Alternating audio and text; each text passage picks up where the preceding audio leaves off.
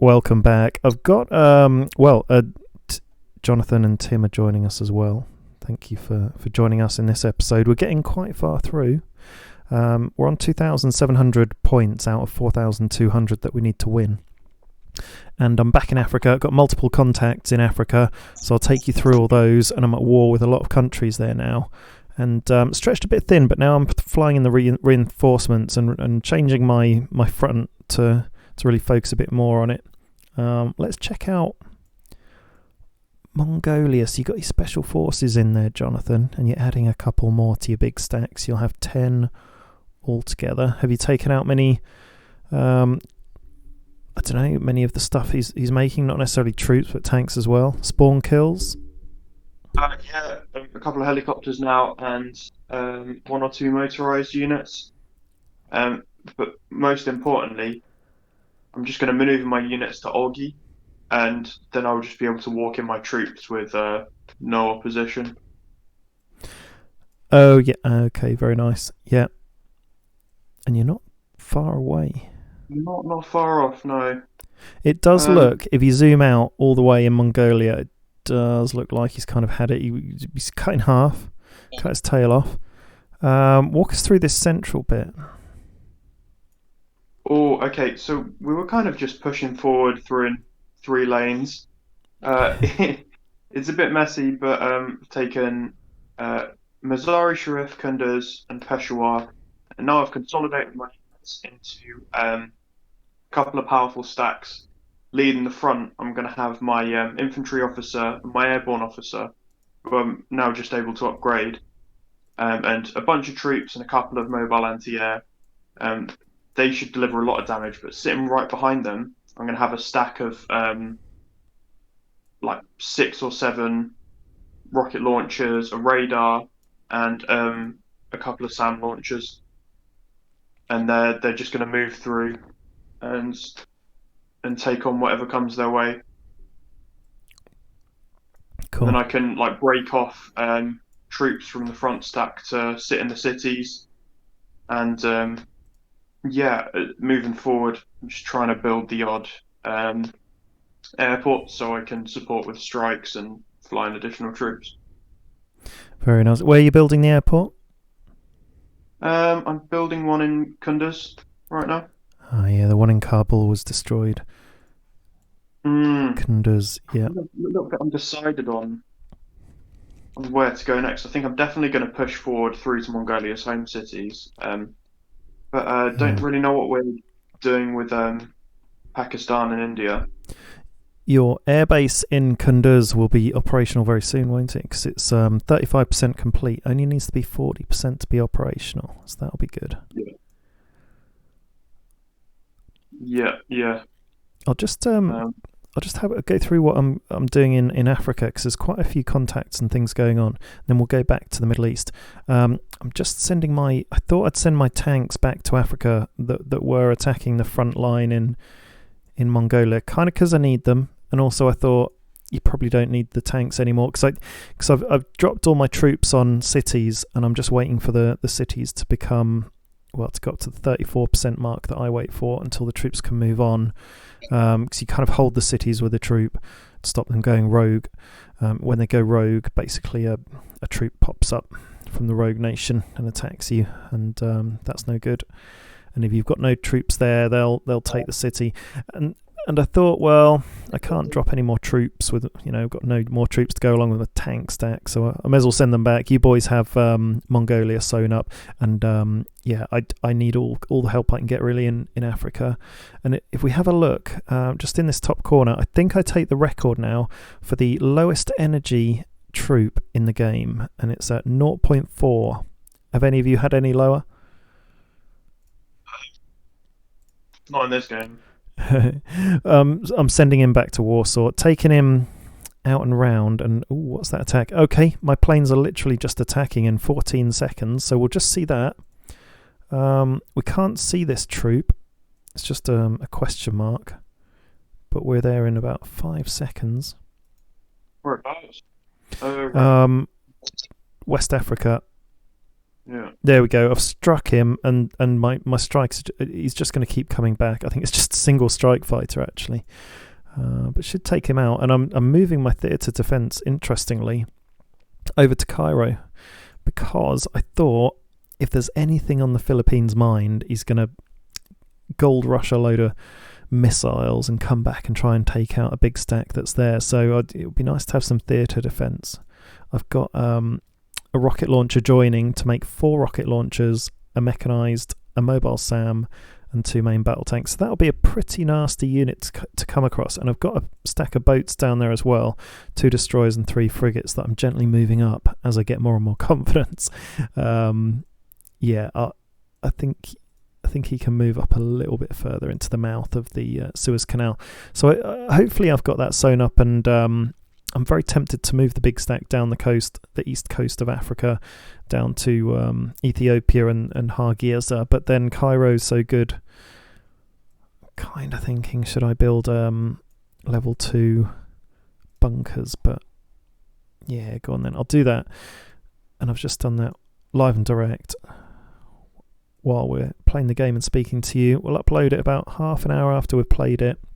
I'm flying in a rocket launcher to the front line, so it's flying into Bria and then going along to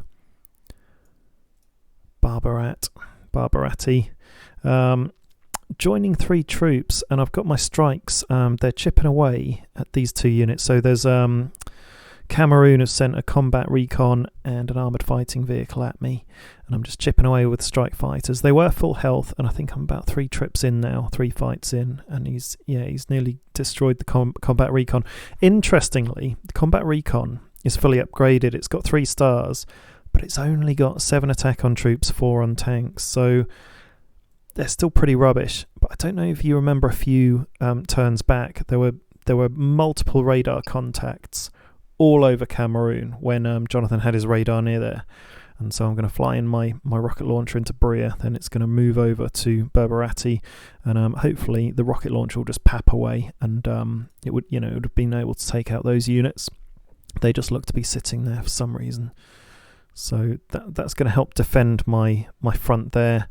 Got a couple of troops here, got a couple of motorised and a combat recon to defend this front against DR Congo, because all of these have declared war. Mali, Nigeria, Cameroon, DR Congo, and they're all moving against me. Nigeria have sent a unit north to take out that land, but they've not been too aggressive so far, and I've moved my corvettes around the southern coast of Nigeria, and they're papping away at some units. So I've found some armoured vehicles, and these corvettes have been quite useful just to take out some coastal resistance. I've been all the way through Mali and really tapped away at them. Oh, I've literally just come across a contact all the way over in the west, well, the north of Mali, really. This is the unit that took a bit of land from me, so I'm taking it back. It's just a motorised infantry, highly levelled up, but it's only got 5 attack against troops, 6.3 defence, and I've got a combat recon with 4.5 attack and a fully upgraded mech with 8 attack. So my total attack is 16, shows you here, offence 16, and their defence is 5.5, so they don't stand a chance, but they are entrenched, and that entrench bonus reduces incoming damage by 25%, so it kind of helps when you're just sort of sitting in a city or a province. And then if we have a look here at deep in Mali, I've been struggling a bit. There's your anti-air battalion, and it didn't attack this strike fighter that was above Borem because you hadn't declared war against them. So that was interesting to find out. And but I just went back with some mechs and took it. And you've taken it out since. You've taken that strike fighter. A couple of mechs there in Niamey, and then I retreated from Bobo Dioulasso. How do you say that? Because they've been coming at me, and I was getting a bit thin. So a couple of mechs on each of these cities, waiting for reinforcements to come in, and I've got a mech, and I've got a. Here we go. Flying in on this long green line into Tangier. I've got a rocket launcher somewhere. There we go. There's the rocket launcher flying in here, and there's that battered troop going out to Warsaw on that long green line. I've built a cruiser as well, sending it around the Med all the way to the mouth of the Suez Canal up here. And I've got 2 cruisers now altogether. They're expensive to build once you start levelling them up. But that's kind of like a brief update from me. I think I've covered most things there. But let's go back to Jonathan. And what do you want to talk about? And Tim? Oh yeah, I was wondering like what your plan is in on the Eastern Front, like where you're going to expand to next to. I'm close to, is it Dushanbe? Yeah, you are. Yeah, I'm close to there. Oh yeah, Ashgabat's actually stopped burning, so I can move that guy up. And Isfahan actually has stopped burning. I'm a bit slow on that. I'll get those moving up. To be honest, I'm just going to keep going in the same sort of line we're going. Like, I could just sort of go around to Almaty, or maybe I could like divert further south and just move into India. If you want to sort of take that line, there's more cities down there, so it might be worth just doing that. Yeah, if you want to expand more, then I'm happy to leave all of that to you, and it would mean that I could just keep pushing through to Mongolia. But it does also make sense for you to move into Almaty and Urumqi. It's really up to you if you want to do one or both. I'm not too bothered, to be honest. I'm gonna wait for a couple of my radars to join me. I've got a couple on the way. Need to level up the infantry officer one more time as well. Cool. Well, I think I'm just gonna push through to Mongolia, and I'm gonna push through into Myanmar, into his territory. And then once I've finished taking Mongolia, I'll double back and take what's left. That'll give you plenty of time to take Pakistan and India if you want to. But I think I'll just carve like a kind of 2 straight lines through. I think ultimately I want to take out Myanmar's capital. I don't see him as that much of a threat, but it'll be good to kick him out of the coalition. And then this will bring me to a sort of land bridge to where the Philippines are, around Thailand's southern cities. And I'm hoping by the time I've kind of reached there, I would have accumulated enough power where I can just get a few stacks together, which are virtually unstoppable. Yeah, I imagine your special forces will come in handy because they can fly, and you're going to be up against so many islands. I'm just going to keep building cruisers, and Tim's got some really, really nasty stacks, naval-wise, that we can just all bundle in, can't we, at some point? It'd be nice if we could do a coalition attack on the Philippines, if I'm in a place to do so, once I've taken Africa. Yeah, for sure. You have plenty of time, and really for my special forces, I've got another plan for them. Once they've finished helping in Mongolia and I've moved in troops, then I'm just going to move kind of southeast, to get me on the eastern flank of the Philippines, and then very carefully I'm going to try and move some units in to one of these eastern islands. To do that, I'll first need to get the next upgrade. It'll essentially mean that I can, if I can infiltrate successfully, I can just sit on a province. He won't know I'm there. And when the time's right, I can move to his cities to kill some of his forces, just like I've done in Mongolia. But I've just got to be careful where I enter because of, like I don't know what ships he's got there, and I don't know what subs he's got lurking around in the deep waters. So to kind of help with that, I've started putting some intel on Philippine cities in Zamboanga and Puerto Princesa, if that's the correct pronunciation, just to start seeing what he's building there. Oh yeah, I can see. Cool. And which one's his? Oh, I know. Which one's his capital? Manila. We're gonna slap some agents on there. Manila. Yeah, there it is. With the only way you can tell, which he told me about, was this statue in the middle. it doesn't say it's the capital city, but visually, if you look, it's got that statue in the middle that I'm showing on my screen. So yeah, that would be cool to get some agents in there. I remember I put some agents on Kabul that told me quite a lot. That was super useful. Yeah.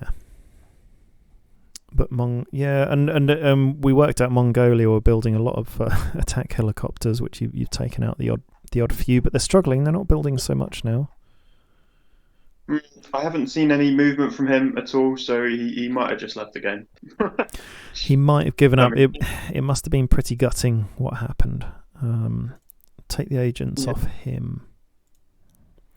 Oh, right. It's interesting, actually. I had agents on Kabul before we took it over, and then when I took it over, I was left with 2 agents. I did have 3, and the agents just automatically flipped onto counter-ops for Kabul to protect you from anyone else. So that's a good thing to know. Oh, very nice. I'll put them on to Manila. No, I'll leave Manila for you, Tim. You bagged it first. I'll go for... Tugagario. Anyway, their northern city, however you say that. I'll buy another officer and I'll do one of each. I'll do corruption, sabotage and intelligence and see what that does. And we'll come back to that. Tells us in our intel tab after a little bit of time what's going on and if you can sabotage anything or not and if they've got any counter-ops. So we'll see. Maybe if we take a wide line round after taking Mongolia, North and South Korea would be a good target to go to next. Yeah, definitely. It's each land bridge. So down at the bottom of Thailand, like you said, through into Malaysia and Singapore, and then also through North Korea and South Korea. We could have 2 fronts that we open up, so that he doesn't have one area to just focus on, because he's going to have some incredibly powerful units because he's a gold player. We know he's gold player. And he sent some pretty devastating stacks over to us already that we did struggle with, but we were able to get on top of him because we worked together. Just as long as we can contest him on land, then we can push him back to essentially Indonesia, the Philippines, New Zealand and Australia. And we can take a few of his incumbent lands off of him. It might be vaguely interesting to put together a stack of naval units and fly and just sail them around into Australia, but then I don't know why I'd do them as naval. Maybe just mechanised. Alice Springs in Australia is away from the coast, and so we could take that. He might struggle if he's just specialist in naval units, but I'm sure he's got loads of other stuff. Right, I was thinking you can just send in a few naval units and they would be really useful for capturing territory, because I could send my special forces in there beforehand to, sweep for troops and tanks. Oh. And then you could just move in and take it. They don't have to immediately go for the home cities, but they could pave the way for you to take. If you could take Australia, that would be really, really good. Yeah, that would be a nice little. I've got you on your flank, Mr. Philippines. Yeah, we'll have to see what happens there. We're certainly going to get to the point where we start to snowball resources at some point. I'm starting to get there, although just about keeping up because I keep building these recruiting offices that are making me build stuff faster. I'm on to level 3 recruiting office in Paris. Everywhere else has got 2, level 2 nearly. And when you get to level 3, it increases your production speed by about 45%. Level 2's 25%, and I presume level 1's about 10%. So that's kind of keeping paces with my resources at the moment. I'm just making units faster and faster, but they'll get to a point where you're going to get more units, and my supplies per hour has actually come down a touch because I stopped expanding them for a while, just focused on components, but now they're slowing down because of course everything takes maintenance from supplies. just to keep your units going that you've built already, it costs supplies. So I'm just going to go back to upgrading all of my, local industries, city industries, everything. I'm going to go on to supplies and components now, not just components, and really go for it. How are you with your supplies, boys? Oh, yeah, got loads of supplies. Getting better. Yeah.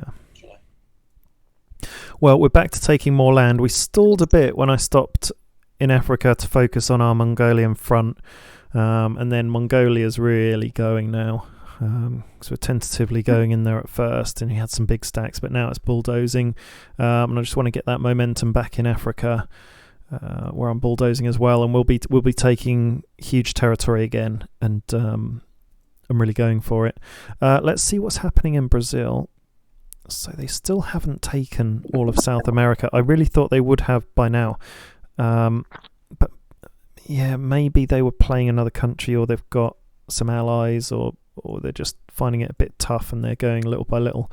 But look, they've done a huge focus in Mexico, and actually even today they've taken over a lot of land. So I think they're putting a big focus in North America. Mexico are all but gone. And then United States, they were pretty chipped away anyway by Mexico. And then it doesn't look like Canada's done much. Oh, Mexico took Western Canada. So, yeah, Canada's only half left. So it looks like Brazil's still sort of chipping away in the Americas. And God knows how strong they're getting. Because they've been...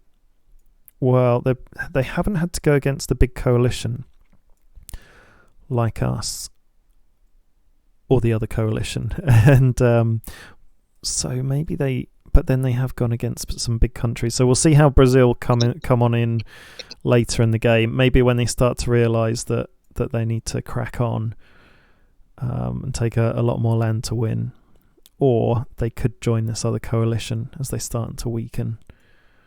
We're not sure. What are you building at the moment, Tim?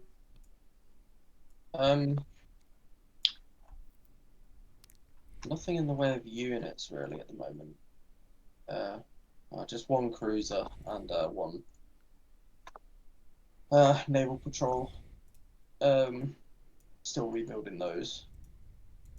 I've got my 4th cruiser heading into the stack with my naval officer, so once they've joined up, I'll move that towards Saudi and sort of sit over there again.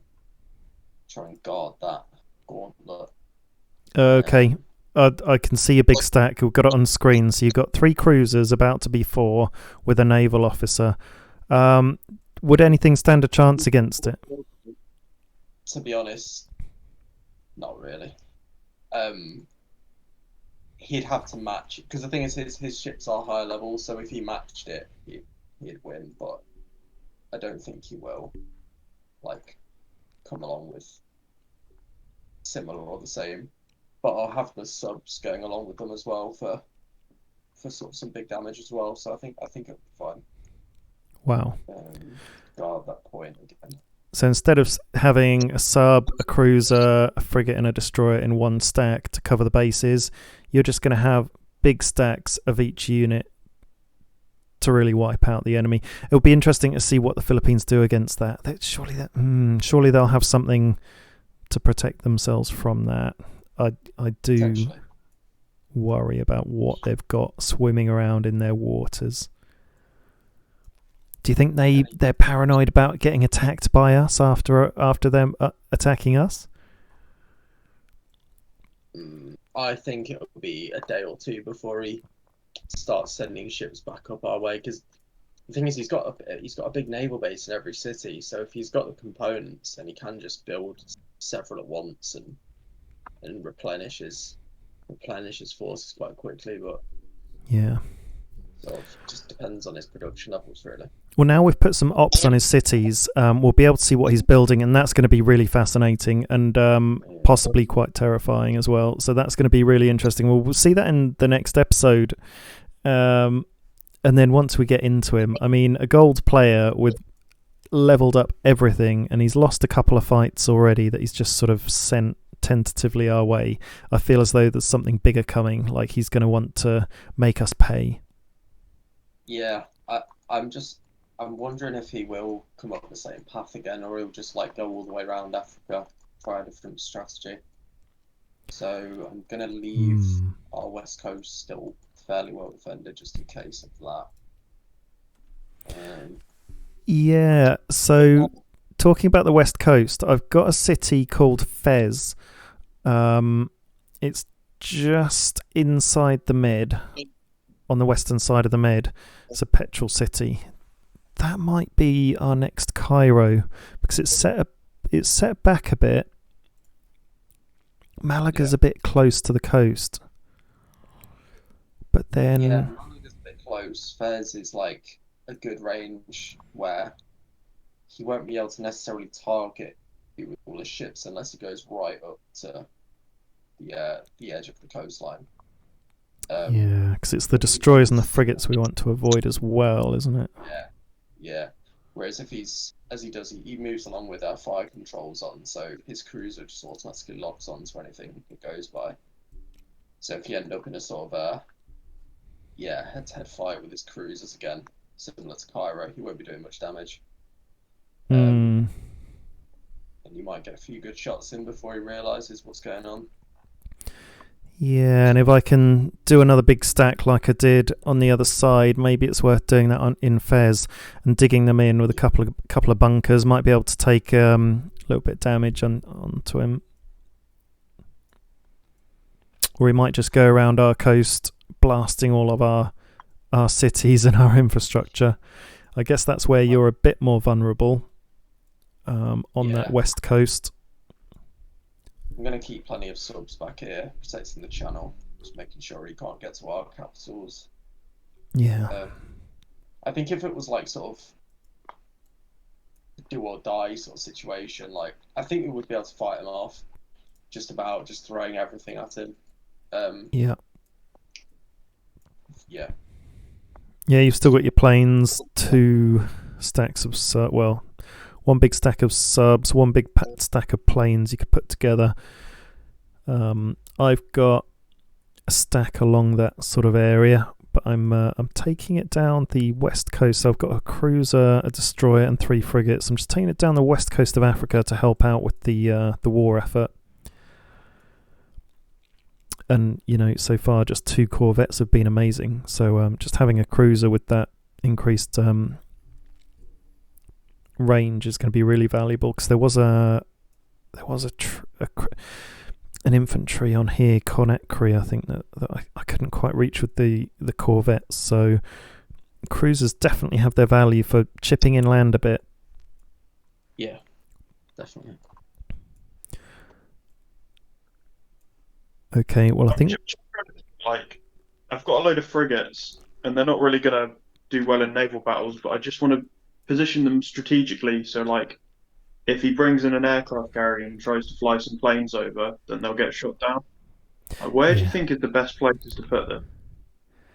Well, possibly the Canary Islands, which is on the west coast of Africa. Yeah. Northwest, because it's basically in between us and Brazil. It's the furthest western island that we've got in between us and Brazil. If he sends any planes over to investigate or whatever, you'll shoot them down, I guess, or you'll give us an early warning sign of anything coming. But they'd be a bit exposed. Like splitting them out individually. Like the thing is, if any cruisers come by, like they are going to spot the contact.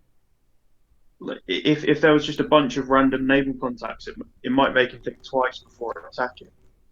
But it would be an early warning system. But like, I'm looking at things like in the Black Sea, for example, you've got like random little rivers.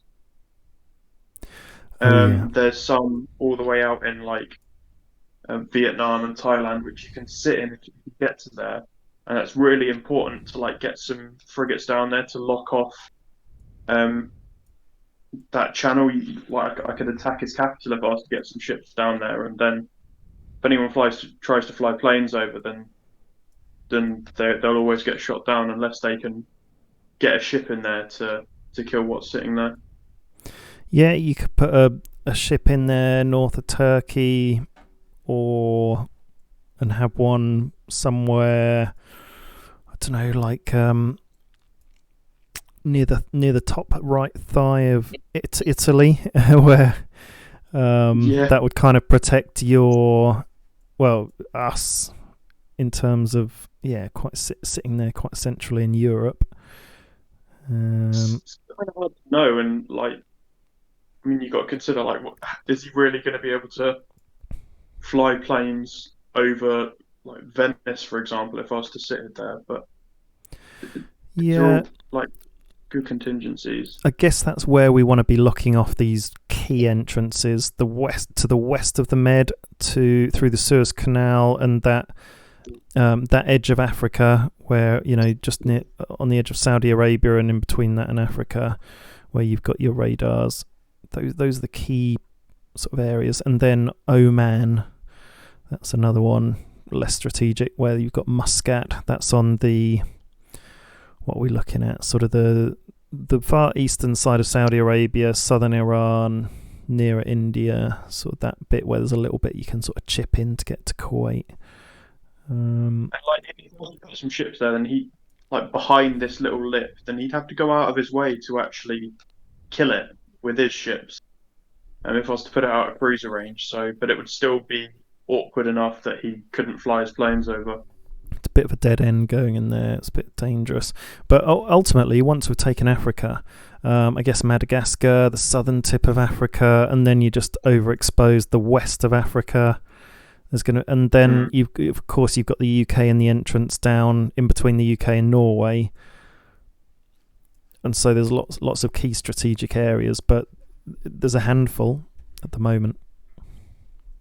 Okay, right, yeah, I'm going to split them rounds. I'm going to stick one somewhere in the Canary Islands. One near Oman, one near Italy, maybe a couple near Italy. Just see what. Very nice. Yeah, that'll give us some early warning. The Oman will give us a bit of early warning against Philippines. Canaries will be warning against Brazil, and then just having a couple of ships in the Med can help. If someone does manage to get through, helps us track them and can be used to slow them down once we regroup and attack them as well. So they're all going to be useful. Looking good. And any other thoughts for this episode? No. I was just thinking, like, your naval unit that you've got sending all the way down to that random little island. You'd be better off going to Fiji, because then if you had the resources, you could annex it. Can you do that to? Where to? Fiji. Yeah, so southeast of there, so east of Australia, kind of near the Solomon Islands, and then if you were to annex it and build up the right buildings, you could get some naval troops on there to take some of these little islands, like you were talking about before. All right, we'll do it. I have actually set in motion their next research upgrade. We'll go down, see if we can take Fiji. I will probably need another upgrade on the one I've done already, so I'm investing a lot in one naval unit, but it's worth it because they may save the world. So we're going to have to see. Maybe I'll make some more naval units. It could cost quite a lot of resources, but we might at that point we may have plenty of resources. So I don't know what will happen, but it's a good strand to go with. Okay, well, it's been a great episode. I think we've got a huge amount coming in the next episode, especially once I start to crack into Africa. So it's goodbye from me, and it's goodbye from them. See you later. Over and out.